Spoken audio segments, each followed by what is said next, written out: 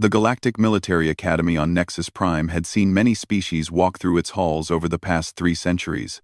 Tall, proud Zentorians with their crystalline skin that sparkled under the artificial suns. Swift Kytherian warriors whose forearms moved like liquid lightning. The massive Thurvok, whose stone-like hide could deflect plasma bolts. But humans? They were still the newcomers, the strange bipedal creatures from a backwater planet called Earth that had somehow convinced the Galactic Council they deserved a place among the stars. Cadet Marcus Chen pressed his back against the cold metal wall of the Academy's eastern corridor, his heart hammering against his ribs. 3 senior cadets loomed over him, their bulk casting shadows that seemed to swallow the dim emergency lighting. The leader, a Zentorian named Vexistar, stood nearly 8 feet tall, his crystalline features reflecting the corridor's lights like a living prism. His 2 companions flanked him, a Catherian called Snatched, whose forearms twitched with barely contained aggression, and Gormoth, a young Thurvak, whose stone skin looked like it could crush Marcus without effort. So, Vextar's voice resonated with harmonic undertones that made Marcus's teeth ache. The little earthling thinks he belongs here. Vextar's voices now. Relected why, Marcus swallowed hard but kept his chin up. He'd known this day would come. Ever since arriving at the Academy 6 months ago, he'd felt the weight of 1,000 stares, heard the whispers in languages he was still learning to understand. Humans were weak. Humans were slow. Humans had no business among the warrior races of the galaxy. I earned my place here just like everyone else, Marcus said, surprised by how steady his voice sounded. Slashk's laugh was like grinding metal. His forearms moved in complex patterns as he spoke in rapid Catherian. Too fast for Marcus's translation implant to follow completely, but he caught enough words to understand the insult. My friend here, Vextar translated with mock politeness, says that humans are merely clever animals. He wonders if you can even understand what real combat means. The corridor stretched empty in both directions. It was evening shift, when most cadets were either in their quarters studying or in the recreation centers. Marcus had been heading to the library to work on his xenobiology assignments when they'd cornered him. No witnesses, no security monitors in this section, a blind spot that the senior cadets knew well. Your species fascinates us, Gormoth rumbled, his voice like grinding stone. So small, so fragile. Yet you somehow convinced the Council that Earth deserved representation in the Galactic Defense Force. He took a step closer, and Marcus could feel heat radiating from the Thurvak's rocky skin. Perhaps they made an error in judgment. Marcus's hand instinctively moved toward the emergency beacon on his uniform, but Vexistar's crystalline features shifted into what might have been a smile. Go ahead, the Zentorian said. Call for help. Show everyone what human courage really looks like. The words stung because Marcus knew they were partly true. Humans weren't the strongest or fastest or toughest species in the galaxy. They didn't have natural armor like the Thurvok or energy manipulation abilities like the Zentorians. What they had was stubbornness, adaptability, and a refusal to back down even when every logical instinct screamed at them to run. I'm not calling for help, Marcus said, moving his hand away from the beacon. But I'm not backing down either. Vextar's harmonic laugh filled the corridor. Admirable. Foolish, but admirable. His crystalline skin began to glow softly, a sign that he was channeling energy. Among his people, it was considered a warning before combat. Perhaps we should test this human determination. See how much pressure it takes to crack. Slashk's forearms spread wide, creating a cage of limbs that blocked any escape route. Gormoth's massive form shifted forward, his stone feet scraping against the metal floor with sounds like grinding boulders. Marcus closed his eyes for a moment, thinking of Earth. Of the blue skies and green forests that these aliens had never seen. Of his sister Sarah, who'd cried when he left for the Academy. Of his parents, who'd sacrificed everything to give him this chance. He thought of Admiral Harrison, the first human to graduate from the Academy 20 years ago, who'd told him during orientation that being human meant you fought not because you were certain of victory, but because some things were worth fighting for, regardless of the odds. When he opened his eyes, Marcus saw Vextar's fist already in motion, crystalline knuckles gleaming as they cut through the air toward his face. Time seemed to slow, and Marcus knew that in seconds he'd be on the ground. Probably unconscious. Certainly humiliated. The other cadets would hear about this. The instructors would ask questions he couldn't answer without seeming like he was making excuses. His dreams of proving that humans belonged among the stars would die in this empty corridor. The punch never landed. A hand, small, pale, distinctly human, shot out from nowhere and caught Vextar's massive fist inches from Marcus's nose. The sound of the impact echoed like a thunderclap in the confined space. The Zentorian's expression shifted from confident aggression to shocked disbelief as his punch, which could have shattered stone, stopped completely. "That's interesting," said a calm female voice with a slight accent Marcus couldn't immediately place. "I was wondering when someone would finally make a move." Marcus blinked, trying to process what he was seeing. A girl, another human, stood beside him in the corridor. She couldn't have been more than 5.5 feet tall, with short black hair and dark eyes that seemed to take in everything at once. She wore the same academy uniform as everyone else, but something about the way she carried herself suggested she was anything but ordinary. Vextar tried to pull his fist back, but the girl's grip held firm. Her slender fingers, which should have been crushed by the Zentorian's strength, didn't even seem strained. "Let go of me," Vextar snarled, his crystalline features flaring brighter as he channeled more energy. "In a moment," the girl replied pleasantly. She turned to look at Marcus, and he was struck by how calm she seemed. "Are you hurt?" No," Marcus managed. "Maya Nakamura," she said, as if they were meeting at a social function rather than in the middle of what had been about to become a beating. "Transfer student from Earth, just arrived this morning." She glanced at the 3 senior cadets, who were staring at her with expressions ranging from confusion to growing anger. "I was looking for the library when I heard voices." Slash hissed something in Catherian and moved forward, all 4 arms reaching for Maya. She released Vextar's fist and stepped sideways, a movement so fluid it looked almost like dancing. The Catherian's grab found nothing but air, and somehow Maya was now standing 3 feet to the left, looking completely unruffled. "Careful," she said mildly. "The floor in this section is a bit uneven." Gormath lumbered forward with the unstoppable momentum of an avalanche. His massive stone fist, easily the size of Maya's head, swept toward her in an arc that would have pulverized a normal human. Maya leaned backward, the punch passing so close to her face that it stirred her hair, then straightened up as if nothing had happened. "You're all very fast," she observed. "On your respective worlds, you probably don't have much trouble with hand-to-hand combat." Vextar's crystalline skin was now blazing with stored energy. "What are you?" he demanded. Maya tilted her head thoughtfully. "I'm human. From Tokyo, originally, though I spent some time in other places before coming here." She looked at Marcus again. "This is your first year?" "Yes," Marcus said, still trying to understand what was happening. "Yours too, apparently." "Actually, it's complicated," Maya said. She stepped aside again as Slash launched another 4-armed attack. This one, a complex pattern that should have been impossible to avoid in the narrow corridor. But Maya seemed to flow around the strikes like water, never quite where the Catherian expected her to be. "Stop playing with us," Gormath roared, charging forward with both massive fists raised. Maya sighed. "I wasn't playing." For the first time, she moved with obvious intent, rather than simply evading. Her hand snapped forward, not in a punch, but with her palm open, striking the charging Thurvak in the center of his stone chest. Gormath stopped as if he'd run into a wall. His feet scraped backward along the metal floor for several yards before he caught his balance, staring down at his chest in disbelief.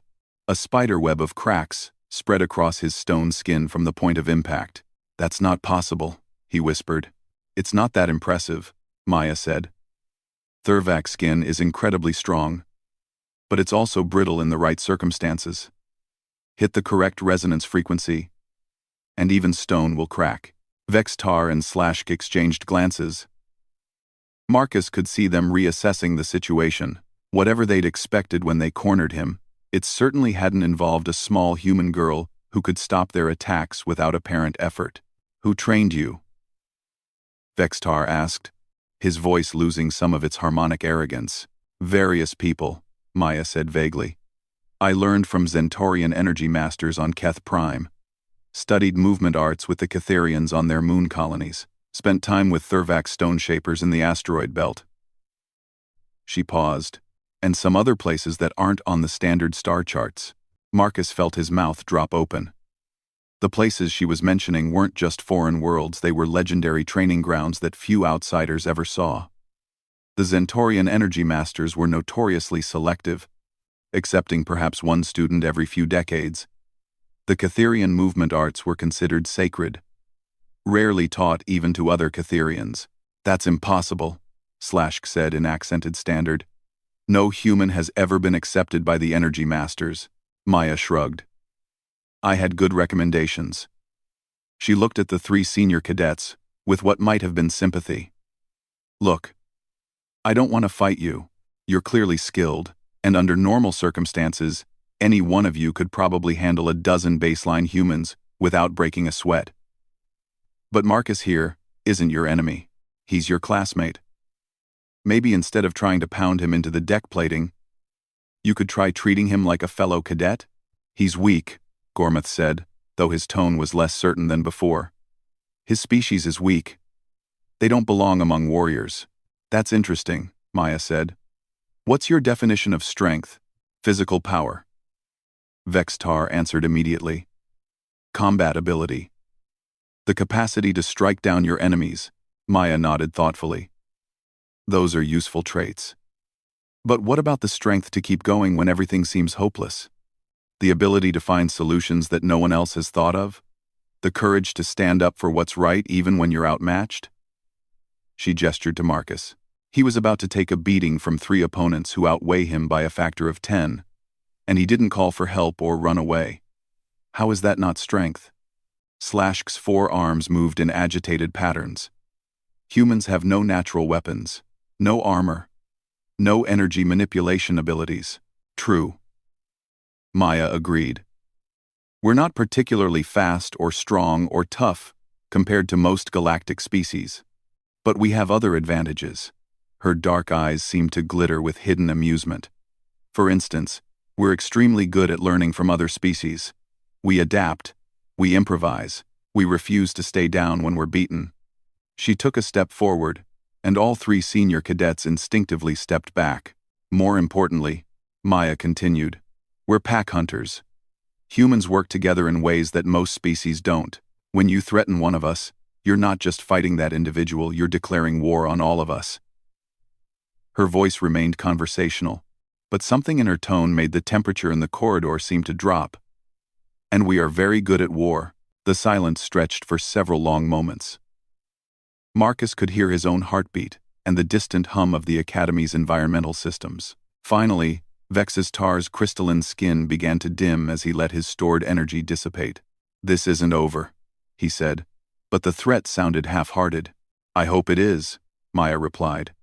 "Because if it's not, I'll have to explain to the Academy Commandant why 3 senior cadets thought it was appropriate to gang up on a first-year student in an unsupervised corridor. I imagine that conversation would be awkward for everyone involved."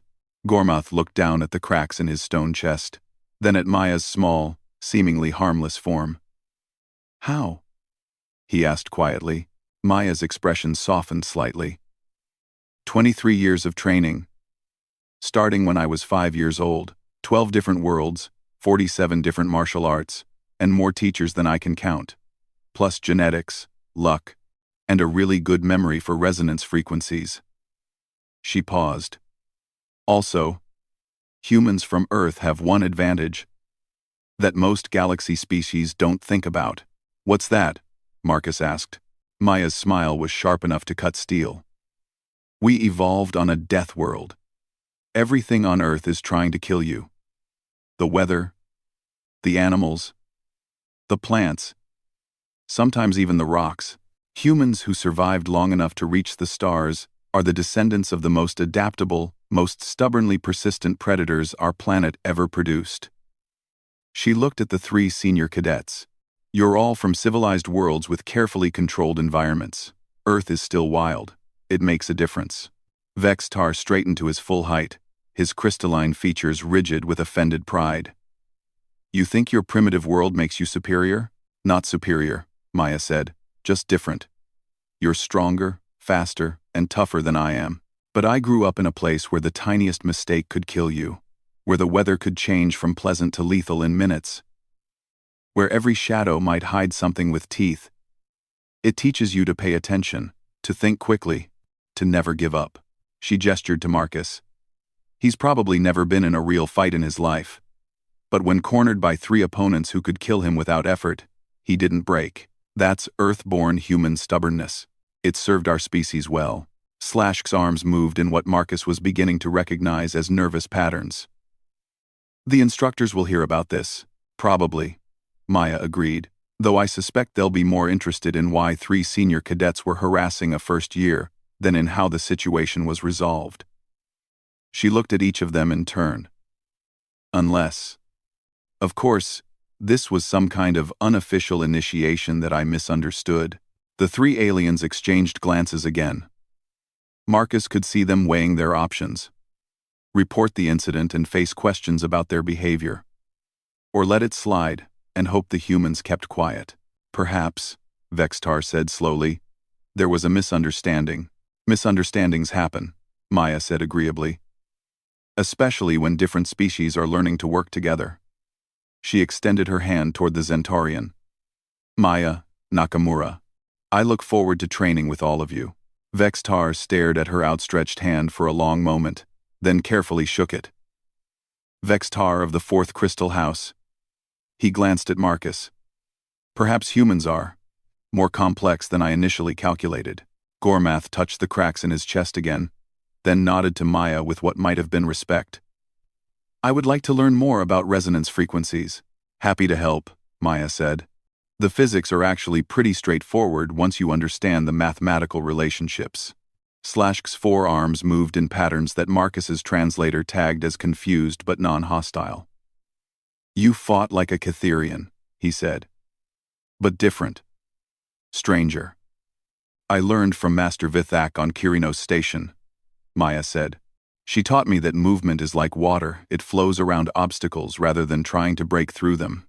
Marcus watched in amazement as the three aliens who'd been about to beat him senseless a few minutes earlier began discussing martial arts theory with Maya as if they were old training partners. The change in atmosphere was so complete that it felt like he'd stepped into a different reality. Thank you, he said quietly to Maya during a brief pause in the conversation. She glanced at him and smiled a warmer expression than the razor-sharp grin she'd shown the others. No problem. We humans have to stick together out here. Her voice dropped so only he could hear. Besides, I've been in your situation before. It's not fun. You have? Different academy, different species, same basic stupidity, Maya said. Some things are universal. Unfortunately. She raised her voice to include the others. Speaking of which, weren't we all supposed to be somewhere? I'm pretty sure evening study period started 10 minutes ago. The senior cadets looked at each other, then at the time display on their wrist units. Vextar's crystalline features shifted into what might have been embarrassment. The instructors will notice if we're late, he said. Then we should probably get moving, Maya suggested. Marcus, which direction is the library? This way, Marcus said, pointing down the corridor. As they began walking together, an odd group of a human, three powerful aliens, and one mysterious girl who'd somehow diffused a potentially serious situation, he couldn't help but ask, Maya, what made you transfer here? And how did you get training from all those different masters? Maya was quiet for a moment, her dark eyes focused on something Marcus couldn't see. It's a long story, she said finally.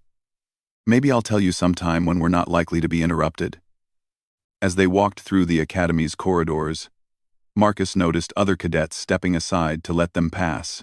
Word traveled fast in a place like this, and he suspected that within hours, everyone would know about the confrontation and its unexpected resolution. But instead of the whispers and stares he'd grown accustomed to, he sensed something different: curiosity. perhaps even respect. Maya walked beside him with the easy confidence of someone who belonged wherever she happened to be. She chatted casually with Vextar about crystal resonance theory, and with Slashk about multi-limb coordination techniques. She asked Gormoth about the mineral composition of Thurvok's skin, and took notes on her datapad when he explained the molecular structure. She's remarkable, Marcus thought, watching her interact with species that had considered humans inferior just minutes earlier. But there was something else. Something in the way she moved and spoke that suggested depths he hadn't even begun to understand. As they reached the library entrance, Maya turned to the 3 senior cadets. "This was educational," she said. "I hope we can do it again sometime. Under better circumstances, perhaps we could arrange some training sessions," Vextar suggested, his tone completely different from the arrogant authority he'd displayed earlier. "I would be interested in learning more about human adaptability." "That sounds like fun," Maya agreed. "Though fair warning, I tend to be a demanding training partner." Slashk's arms moved in what Marcus was beginning to recognize as amusement. "I think we can handle it." After the 3 aliens left, Marcus and Maya stood alone in the library entrance. The vast space beyond was filled with data terminals and holographic displays. Students from dozens of species working quietly at their assignments. "Thank you again," Marcus said. "I thought I was going to end up in the medical bay." Maya shrugged. "Like I said, we humans have to stick together." She paused. "Besides, they weren't really trying to hurt you. It was more like a dominance display. They wanted to establish the pecking order." "You could tell that?" "Body language," Maya said. Vextar's energy buildup was impressive but not lethal. Slashk's attacks were designed to intimidate rather than injure, and Gormoth was holding back at least 70% of his strength. Her dark eyes met his. "They were testing you, not trying to destroy you." Marcus thought about this. Would it have made a difference if they were serious? Maya's smile was enigmatic. "Let's hope we never have to find out." As they entered the library together, Marcus realized that his life at the academy had just become much more complicated and infinitely more interesting. The girl walking beside him was clearly much more than she appeared to be, and he had the feeling that her arrival was going to change things in ways no one could predict. Behind them, in the corridor they'd just left, the metal wall still bore the faintest impression of cracks, where Maya's seemingly gentle touch had stopped Vextar's punch cold. The next morning brought the first joint combat exercise of the term, and Maya Nakamura stood in the Academy's largest training hall, watching 300 cadets from 17 different species sort themselves into their assigned units. The air hummed with nervous energy and the subtle vibrations of various species' natural abilities. Zentorian crystals resonating softly, Catherian limbs moving in anticipatory patterns, Thurvak skin hardening as adrenaline coursed through stone circulatory systems. Marcus found her near the human section, where roughly 30 Earthborn cadets clustered together with the unconscious defensiveness that minorities developed in hostile environments. Most kept their eyes down, trying not to attract attention from the larger, more physically imposing species surrounding them. "Nervous?" Maya asked as Marcus approached. "Terrified," Marcus admitted. "Combat exercises at the Academy aren't exactly known for being gentle on humans." Maya nodded, her dark eyes scanning the training hall with professional interest. "What's the format?" "Mixed species teams," Marcus explained. 10 cadets per unit, drawn randomly from all years and all species. Objective-based scenarios with full contact allowed, but no permanent damage. He paused. "In theory. And in practice?" "In practice, humans usually end up as support personnel, while the heavy hitters do the real fighting. When we do get into combat, we tend to get knocked around pretty badly."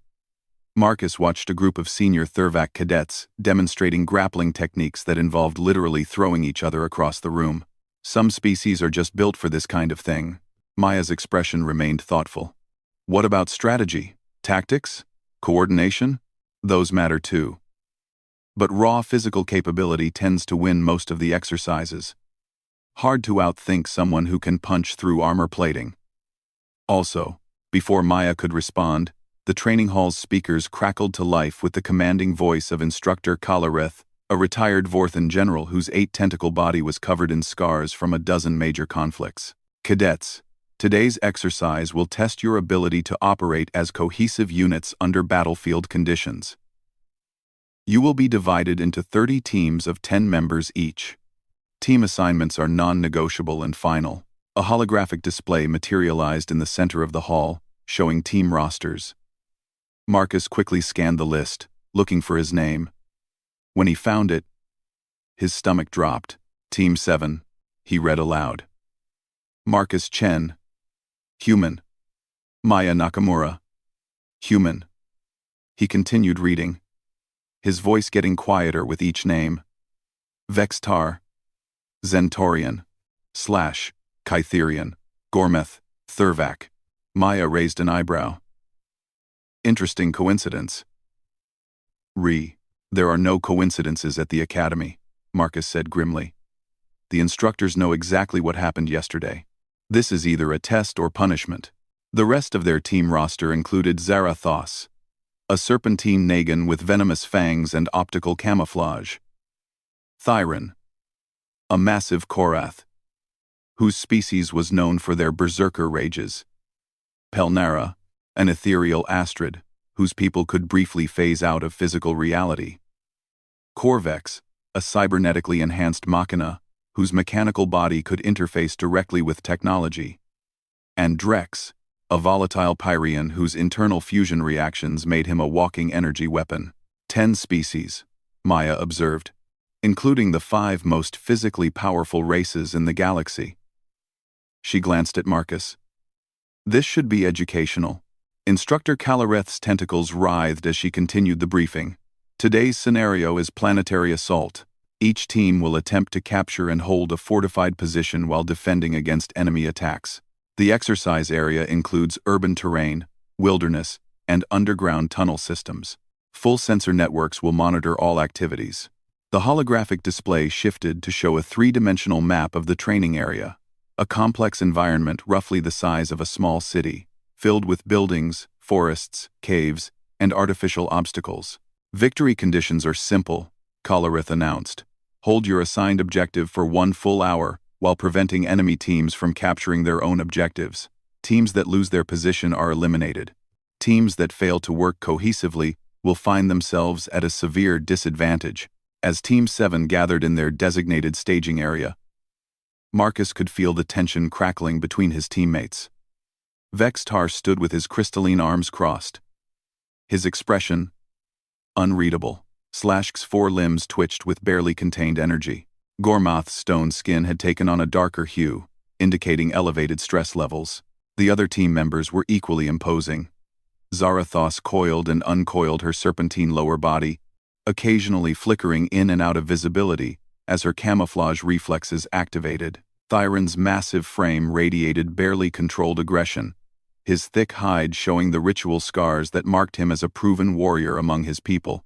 Pelnara seemed to exist only partially in their reality, her translucent form occasionally becoming completely transparent. Corvex's mechanical body hummed with electronic activity, while Drex's skin glowed with the internal fires that powered his fusion-based biology. 10 of us, Maya said, looking around the group. Representatives of 10 different evolutionary paths, 10 different ways of approaching combat, 10 different definitions of strength. And 2 humans who don't belong here, Thyron rumbled in a voice like distant thunder. Maya turned to face the massive Korath, her small frame dwarfed by his bulk. What makes you think we don't belong? Look around you. Thyron gestured with one enormous hand. Vextar can channel enough energy to level a building. Slashk moves faster than most species can think. Gormath's skin can deflect military-grade weaponry. Zarathos can become invisible, and her venom can drop a war beast. I can enter a battle rage that multiplies my already considerable strength by a factor of 10. He continued the inventory. Pelnara can phase through solid matter and avoid any physical attack. Corvex can hack into any electronic system, and his mechanical body is virtually indestructible. Drex can generate fusion-level heat and radiation. His massive head turned toward Marcus and Maya. What can humans do? 1. And We can think, Maya said simply. Drex's internal fires flared brighter, his skin taking on an orange glow. Thinking won't stop a plasma bolt. No, Maya agreed. But thinking can help you avoid being in the path of the plasma bolt in the first place. She looked around the group. How many of you have actually read the mission briefing? The question hung in the air for a moment. Several team members exchanged glances. We capture and hold a position, Vextar said with obvious impatience. What more do we need to know? Maya pulled out her datapad and projected a holographic copy of the mission parameters. Capture and hold, yes. But look at the victory conditions more carefully. We have to hold our objective for 1 hour while preventing other teams from achieving their goals. That's not just about raw combat power, it's about strategy, coordination, and resource management. She manipulated the hologram to highlight specific sections of text. The exercise area covers 50 square kilometers with multiple terrain types. 30 teams of 10 members each. That's 300 combatants, spread across an area roughly the size of a small city, all competing for limited objectives. Your point? Slashik asked, his forearms moving in irritated patterns. My point is that this isn't a boxing match, Maya said. It's asymmetric warfare with multiple objectives, complex terrain, and constantly shifting tactical situations. The team that wins won't necessarily be the one with the most firepower, it'll be the one that makes the best decisions and adapts most quickly to changing circumstances. Korvex's mechanical body whirred as his processors analyzed Maya's words. Elaborate. Maya expanded the tactical display. Look at the objective distribution. 30 teams, but only 12 objectives. That means at least 18 teams will be eliminated just from failing to capture anything. The remaining 12 teams then have to hold their positions against concentrated attacks from multiple directions. She highlighted several positions on the map. Some objectives are easier to defend but harder to capture. Others can be taken quickly but are vulnerable to counterattack. Some are isolated, making them difficult for enemies to reach but also cutting off supply lines and reinforcement routes. Marcus watched his teammates' expressions shift as Maya's analysis sank in. These were all experienced fighters, individuals who'd earned their places at the academy through demonstrated combat ability. But most of them were used to straightforward confrontations, where superior physical capabilities decided the outcome. Furthermore, Maya continued, look at the terrain features. Urban areas favor species with technological abilities or stealth capabilities. Forest regions give advantages to those with natural camouflage or enhanced senses. Underground areas restrict movement and visibility, neutralizing some speed advantages while amplifying others. Pelnara's translucent form solidified slightly as she focused on the display. You're suggesting we choose our objective based on terrain advantages? I'm suggesting we choose our objective based on a comprehensive analysis of all factors, Maya corrected. Terrain, enemy capabilities, defensive positions, supply routes, extraction possibilities, and about a dozen other variables. Thyron's scarred features twisted into a frown. This is military academy, not philosophy class. When fighting starts, strength wins. Maybe, Maya said. But let me ask you something. How many wars has your species won? The question hit like a physical blow. Thyron's people, the Koreth, were legendary warriors whose individual combat abilities were unmatched. They were also notorious for losing every major conflict they'd ever participated in, usually because their berserker fighting style made coordination and strategic thinking nearly impossible. That's different, Thyron growled, but his tone was less certain than before. Is it? Maya looked around the group. We've got 10 of the galaxy's premier warrior species represented here. How many of your civilizations have perfect military records? The uncomfortable silence that followed was answer enough. The Zentaurian Crystal Wars had ended in mutual annihilation. The Kytherian Empire had collapsed due to internal conflicts caused by their inability to coordinate their highly individualistic culture. The Thurvak Confederacy had been defeated by a smaller, more technologically advanced enemy, who'd used superior strategy to neutralize their physical advantages. Humans, Maya said quietly, have been fighting each other for our entire recorded history. We've developed strategy and tactics out of necessity because we couldn't rely on superior physical capabilities. When we finally reached the stars, those lessons came with us. Corvex's mechanical head tilted as he processed this information. You're suggesting that humans have a tactical advantage despite physical limitations? I'm suggesting that different species have different strengths, Maya said.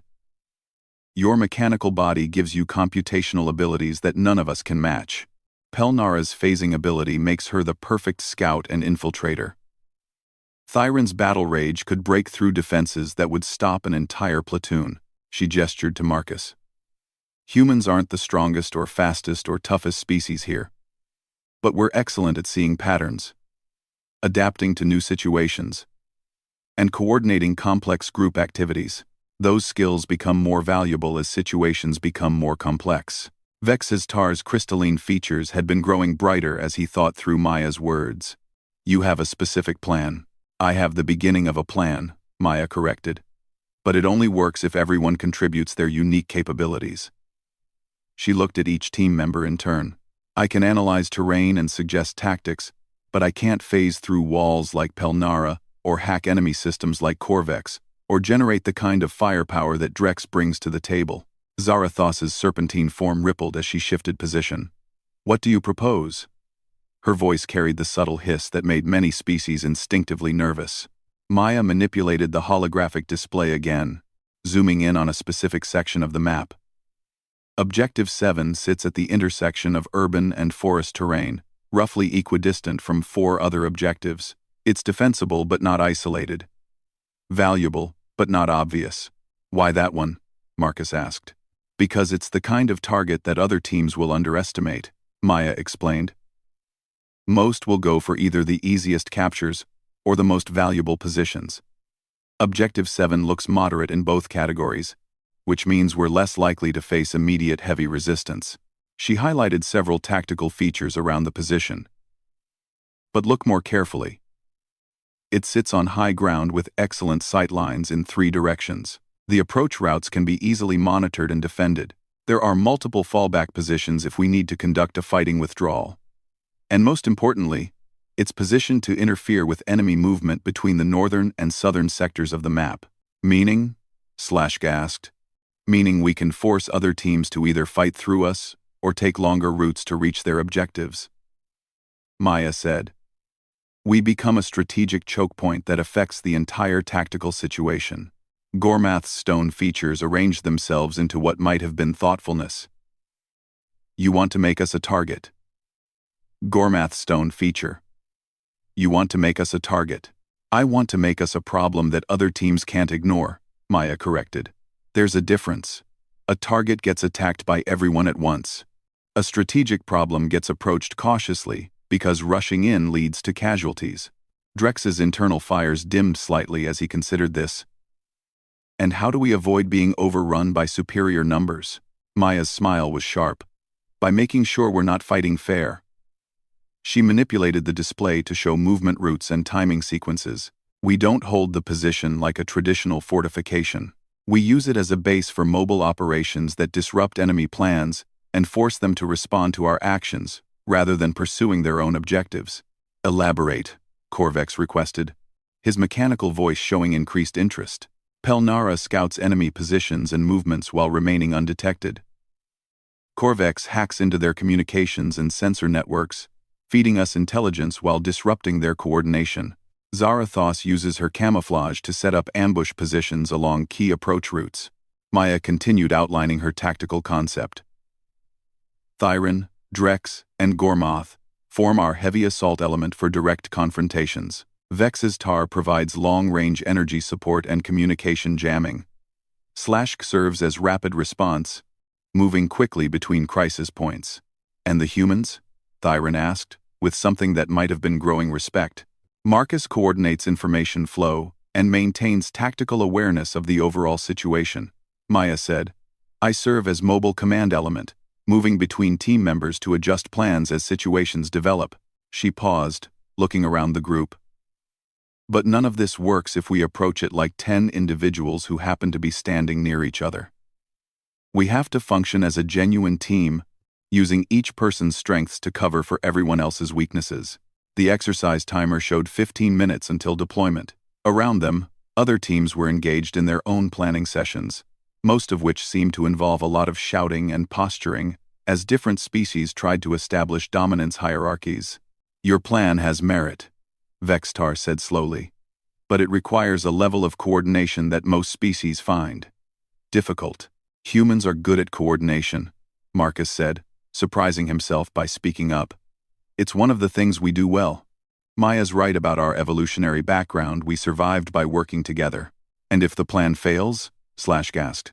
Maya's expression became serious. Then we probably get eliminated quickly and spend the rest of the exercise watching other teams from the sidelines. She paused. But if it works, we might just prove that there's more than one way to win a fight. Thyron's massive form shifted as he came to a decision. I've spent my entire life relying on strength and rage to solve problems. Perhaps it's time to try something different.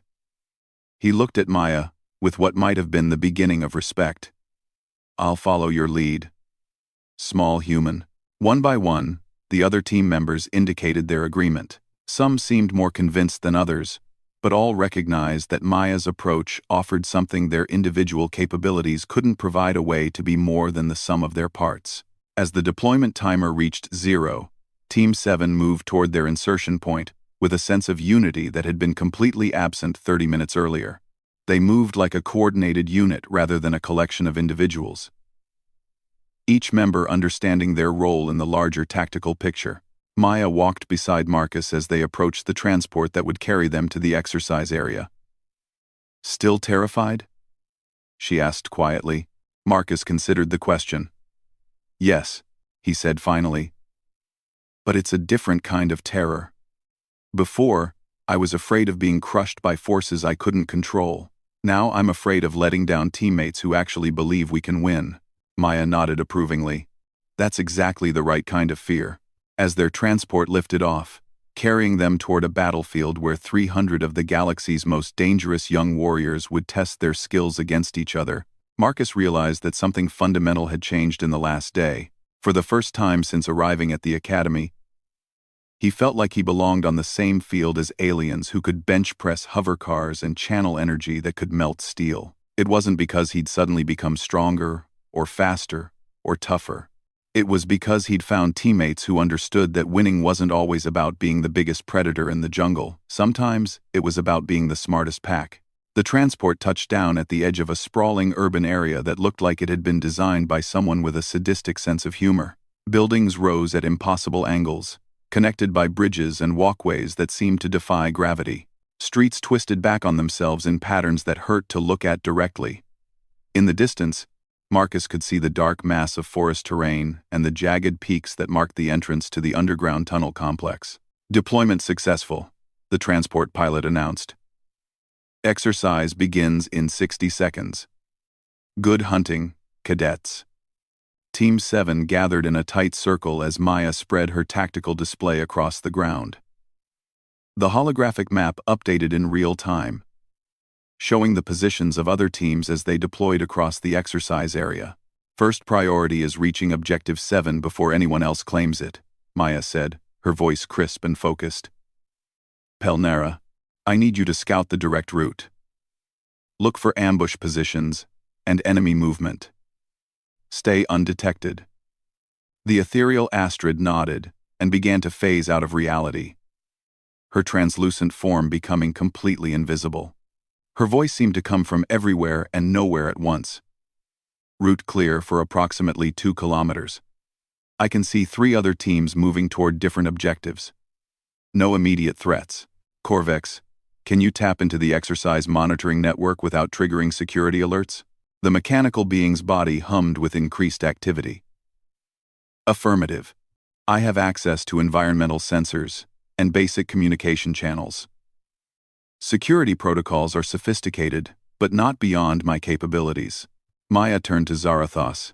When we reach the objective, I need you to establish concealed overwatch positions. Focus on the 3 main approach routes. Your job is early warning and harassment, not direct confrontation. The serpentine Nagan's form rippled as her camouflage systems tested themselves. Understood. How long do you want me to remain in position? Until the situation changes or I call you back, Maya said. This is going to be a fluid engagement, so everyone needs to be ready to adapt quickly. She looked at the three heavy hitters, Thyron, Drex, and Gormath. You're our shock troops, but I don't want you bunched up together. Thyron takes the north perimeter, Gormath holds the east, Drex covers the south. If we get hit from multiple directions, I want to be able to respond with overwhelming force at each point. What about the western approach?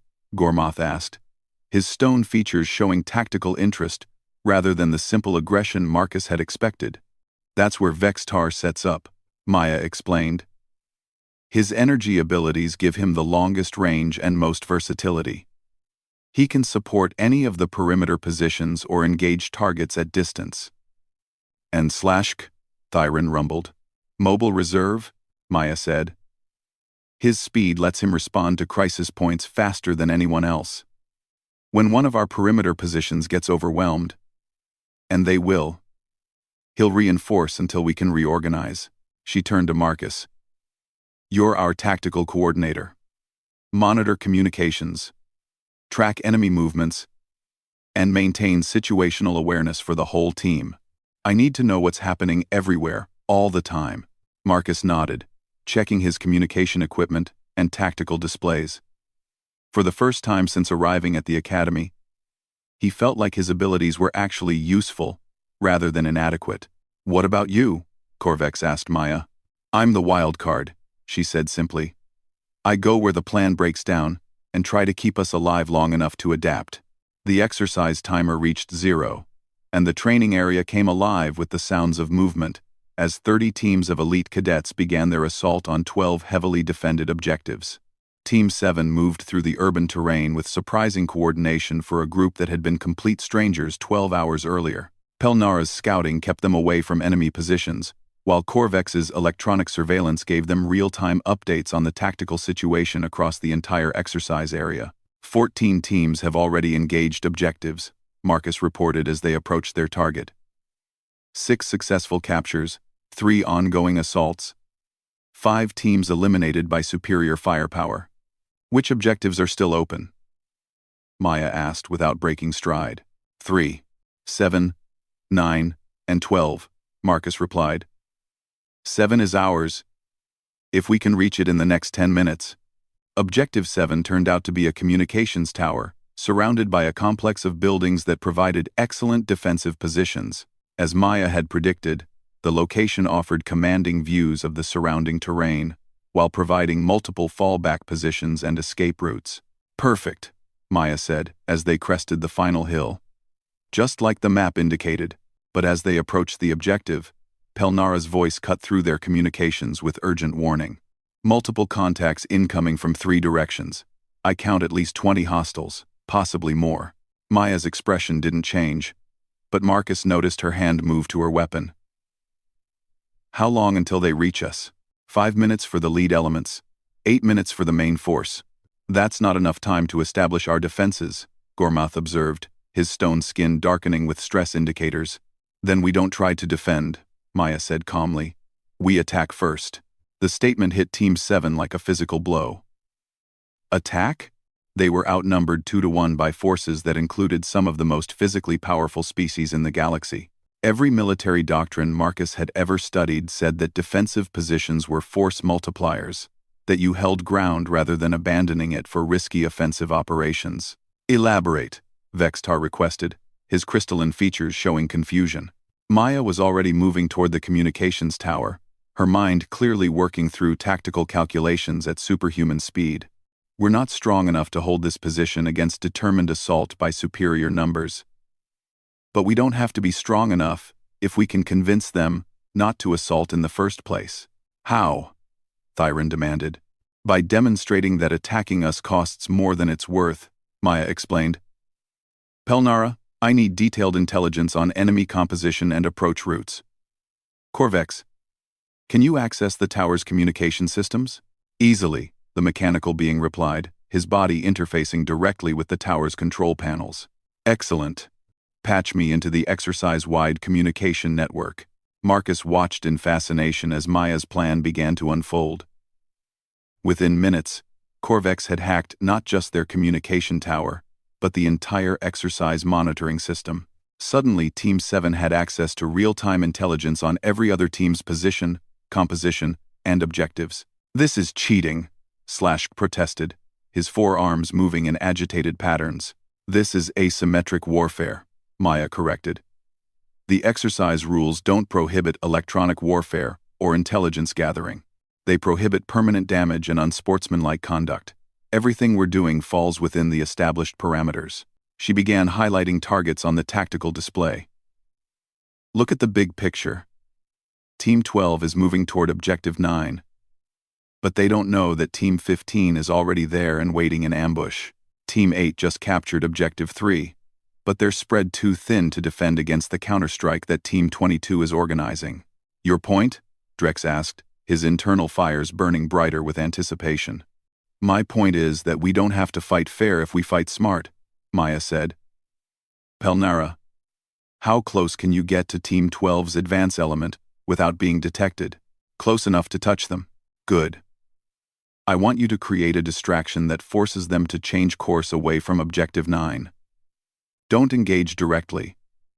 Just make them think they're walking into an ambush. And then?"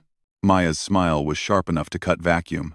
"Then we let Team 15 and Team 22 eliminate each other, while we consolidate our position and wait for better opportunities." What followed was unlike any military exercise Marcus had ever witnessed or studied. Team 7 didn't fight like traditional warriors seeking glorious victory through superior combat skills. They fought like apex predators, using intelligence and misdirection to turn their enemies' strengths against each other. Pelnara became a ghost in the exercise area, appearing just long enough to panic enemy teams into changing their plans before vanishing back into incorporeality. Corvex maintained their information advantage, while simultaneously disrupting enemy communications and sensor networks. Zarathos established a network of observation posts that gave them eyes on every major movement in their sector. Meanwhile, Maya seemed to be everywhere at once, appearing at crisis points to coordinate responses that turned potential disasters into tactical victories. When Team 19 mounted a direct assault on their position, she led them into a crossfire between Thyron's Berserker Rage and Drex's fusion-powered energy blasts. When Teams 6 and 14 tried to coordinate a pincer movement, she used Vextar's energy channeling abilities to create false sensor readings that sent them attacking empty positions, while Slashik struck at their undefended flanks. "This is incredible," Marcus muttered as he watched the tactical display update. In the 90 minutes since the exercise began, they'd eliminated or severely damaged 8 different enemy teams without losing a single member of their own force. "This is what humans do," Maya replied, pausing in her coordination efforts to check on his status. "We don't win because we're stronger or faster or tougher than our enemies. We win because we're better at seeing patterns and exploiting weaknesses." But even as Team 7 consolidated their control over Objective 7 and began extending their influence across the surrounding terrain, Maya knew that their greatest challenge was still approaching. "Contact report," Pelnara's voice cut through the communications network. "Team 1 is moving toward our position. Full strength, no casualties, and they look angry. Team 1. Marcus felt his stomach drop as he called up their roster. 10 of the most elite cadets in the entire academy, including the legendary Krex Thor, a Zentorian whose crystal formation allowed him to channel energy levels that most of his species couldn't approach. Veltara, a Catherian whose four-armed fighting style had never been defeated in academy competitions.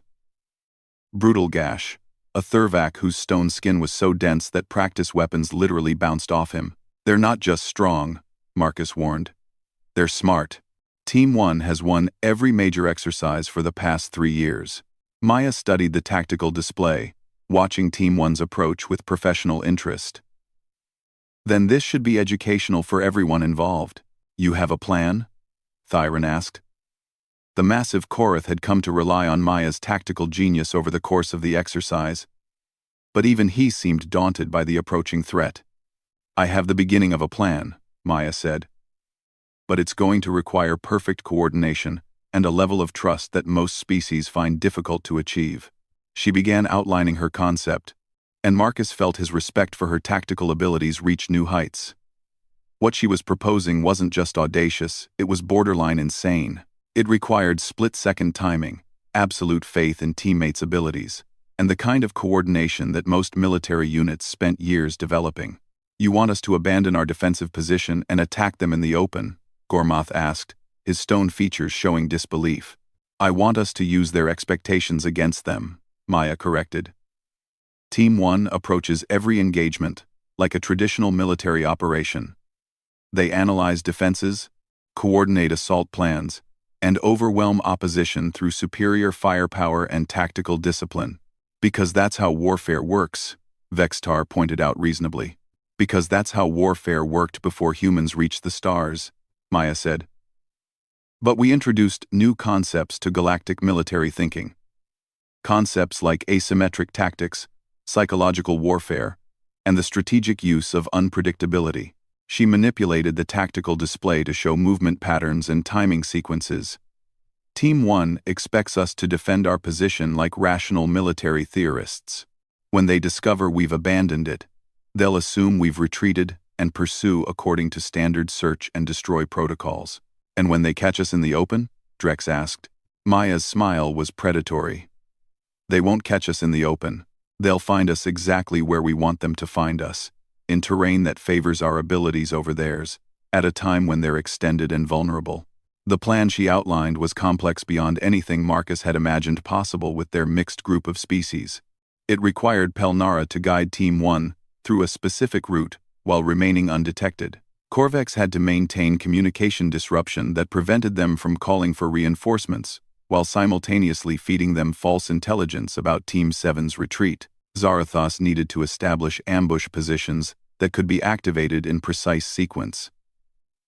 The heavy combat elements had to coordinate strikes from multiple directions while avoiding friendly fire incidents. "This is either brilliant or suicidal," Slashk observed, his forearms moving in patterns that Marcus was learning to interpret as nervous excitement.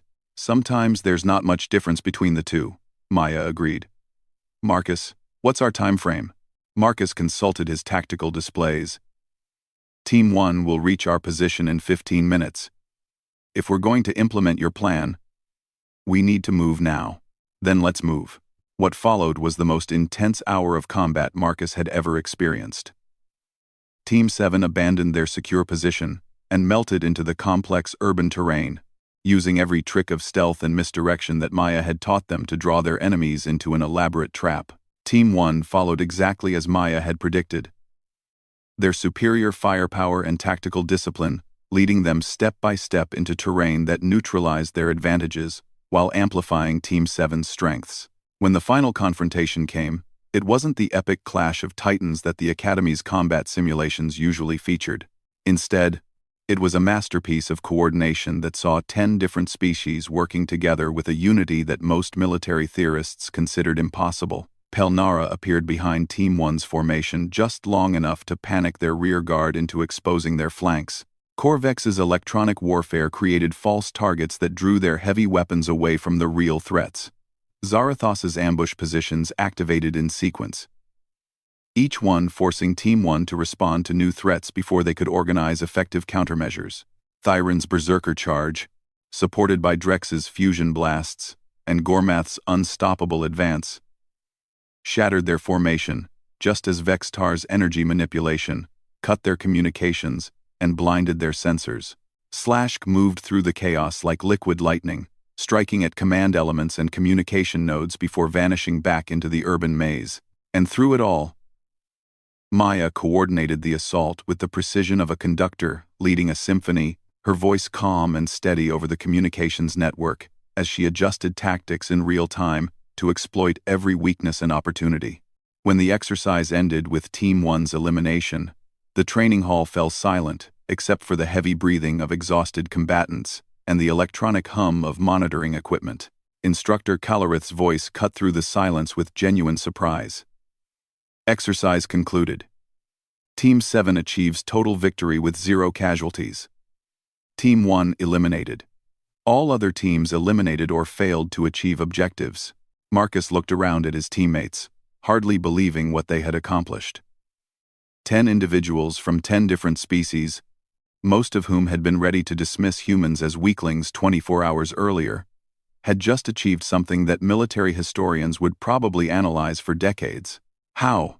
Krexthor demanded, as Team 1 gathered around them in the debriefing area. The legendary Zentorian's crystalline features showed confusion and something that might have been respect. We had superior firepower, better individual combat abilities, and more experience. Maya wiped sweat from her forehead and looked at the assembled cadets with weary satisfaction. You had all of those things, she agreed. But you were thinking like 10 individual warriors who happened to be working together. We were thinking like a single organism with 10 different types of specialized cells. Elaborate, Veltara requested, her forearms moving in patterns that Marcus's translator identified as curious rather than hostile. Humans evolved as persistence hunters, Maya explained. We're not fast enough to catch prey in a sprint or strong enough to overpower it directly, but we're excellent at working in coordinated groups to exhaust stronger opponents and drive them into positions where our advantages become decisive. She gestured to Team 7, who were standing together with the unconscious unity that had developed over the course of the exercise. Every species here is individually superior to humans in some measurable way, but humans are better than any other known species at recognizing and utilizing the strengths of allies while compensating for their weaknesses. You're saying that human weakness is actually a strength? Brutal Gash asked, his massive Thurvak form showing genuine puzzlement. I'm saying that human adaptability is a strength that becomes more powerful as situations become more complex, Maya corrected. In a simple one-on-one fight, most of you could defeat most humans without much trouble. But as you add more variables, multiple opponents, complex terrain, limited resources, unclear objectives, human advantages become more significant. Instructor Calarith approached the group, her 8 tentacles writhing with what Marcus had learned to recognize as professional interest. Cadet Nakamura, your tactical approach was unlike anything in our standard curriculum. Where did you learn to coordinate multi-species operations with such precision? Maya's expression became carefully neutral. Various places. Instructor. I've had the opportunity to observe how different species approach military problems, and the psychological warfare components, the electronic intelligence gathering, the asymmetric tactical doctrines. Humans have been developing those techniques for millennia, Maya said. We just adapted them to work with galactic-scale military operations.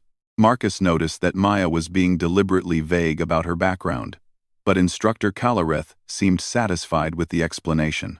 As the debriefing continued and other instructors arrived to analyze the exercise results, he found himself standing beside her, while their teammates celebrated their unexpected victory. You did more than just win a training exercise, he said quietly. You changed how everyone here thinks about humans. Maya nodded, watching Vex Tar demonstrate Zentorian energy techniques to Thyron, while Corvex and Drex discussed the integration of electronic and fusion-based warfare. That was the idea. Why? Marcus asked. I mean, why did you care enough to put this much effort into proving a point?